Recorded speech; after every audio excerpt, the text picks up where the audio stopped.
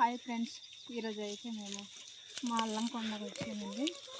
అల్లం ఆల్రెడీ తవ్వాము వాటికి తప్పడానికి వచ్చామని.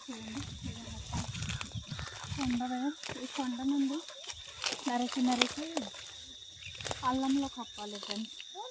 చూడండి ఫ్రెండ్స్, పువ్వులు పూస్తున్నాయి. ఇది పువ్వులు తీసుకోండి ఫ్రెండ్స్. ఇవి నక్కగడ్డ అంటారు ఫ్రెండ్స్. ఇది ఒకప్పుడు ఈ గడ్డిలో ఉన్నప్పుడు ఈ నక్కగడ్డి చాలా పెరుగుతాయి అన్నమాట. ఈ నక్కగడ్డి కోసి ఇందులో ఉన్న పువ్వులంతా కలిపేసి ఇది నేస్తారు ఫ్రెండ్స్.